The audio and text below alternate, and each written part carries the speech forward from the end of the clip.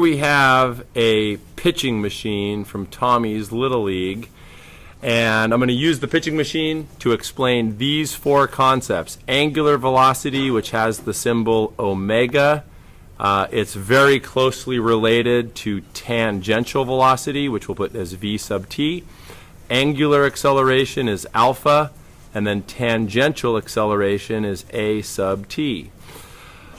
All right, so let's put, so this represents the pitching machine wheel, and then the way the pitching machine works, you put a ball in, and then it gets launched out by the pitching machine wheel. So the ball, right, the ball comes in, and it picks up the speed of the pitching machine wheel.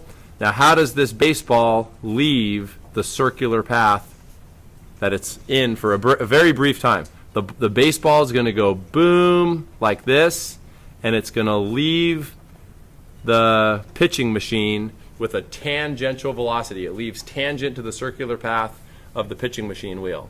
Now, what do we measure this tangential velocity in? It's meters per second. That's a linear velocity. Okay, so that's this guy. That's tangential velocity. It's a linear velocity measured in meters per second.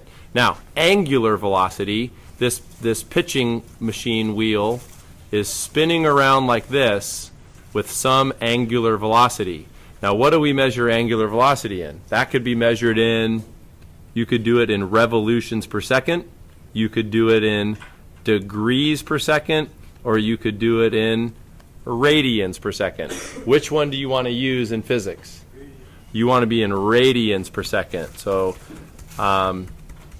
this machine, I figured it out. The radius of this machine's wheel, the radius is about 0.2 meters, and the angular velocity during Tommy's game was roughly 78 radians per second.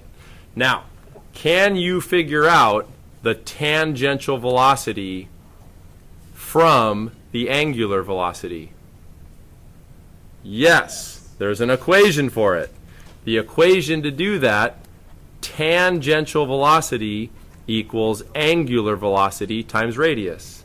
So if the radius of this pitching machine wheel is 0.2 and the angular velocity is 78 radians per second, and key thing, this angular velocity, you have to have it, it's got to be in radians per second. Okay? So you would go 78 radians per second multiplied by 0.2 meters, which is the radius.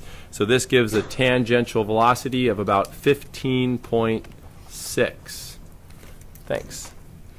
So this would be 15.6 meters per second, which is about 35 miles per hour, which is about right. Okay? Now, let's say that Tommy's team, so he's a first grader, Tommy's team is done, and then the next team that comes onto the field is a bunch of third graders. So on the back side of the pitching machine, there's a little dial where you can speed up the wheel, right? The wheel can go from 78 radians per second to a higher angular velocity. So let's put this down. So say you go from 78 radians per second to a new angular velocity, which is 94 radians per second, because now you have bigger kids on the field.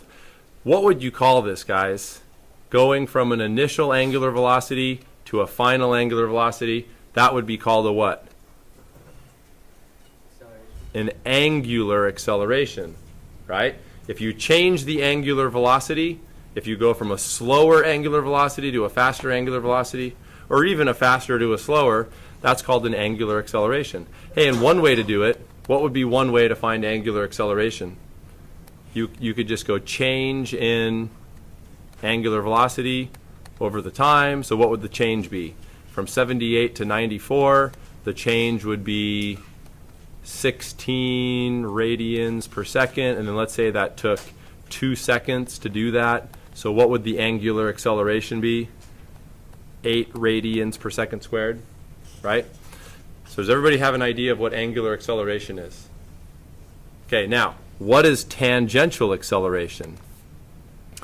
Well, look, if the angular velocity changed. So we went from 78 radians per second during Tommy's game, and then the older kids come, we speed up the wheel to 94 radians per second. Would this tangential velocity remain the same? So this tangential velocity was for what? For the 78 radians per second. Are we going to have the same tangential velocity once we speed the wheel up? No. In fact, I'm going to tell you what it is. Wait. Sorry, so I want this deleted. Scratch this.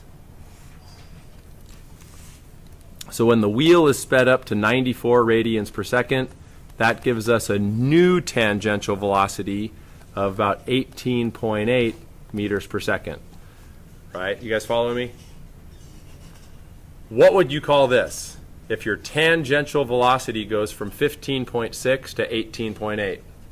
That would be called a what? A tangential acceleration. Right? Tangential acceleration would be change in the tangential velocity over time. That's one way to do it. Another way to do it is with this equation. So tangential acceleration, you can go angular acceleration times radius, like this. Very similar to the first one we talked about. Angular velocity times radius. So guys, to sum it all up, if you want tangential acceleration, you can take the angular acceleration times the radius. If you want the tangential velocity, you can take the angular velocity times the radius. The key thing, though, both of these have to be in radians. Right? Your angular acceleration and your angular velocity have to be measured in radians. Now, why am I mentioning this today? Well, tomorrow you guys have a quiz. So on the quiz tomorrow, you're going to be summing forces and you're going to be summing torques. What is the sum of the forces equal to? You're going to go blah, blah, blah, blah, blah. It's different for every problem. Sum of the forces is always equal to what? MA. Now, if when you sum the torques, it's going to be blah, blah, blah, blah, blah, different for every problem. But when you're done summing it, the M becomes I, which is the rotational inertia. The A, which is a linear acceleration, becomes the angular acceleration. You need to have a way, you got to be able to connect these. What's the connection between linear acceleration and angular acceleration? Here it is. What we just said. Linear acceleration equals angular acceleration times radius. So then you can take this, plug this in up here, and then this becomes m alpha r. And then both equations are in terms of alpha, right? You could just substitute in m alpha r like that.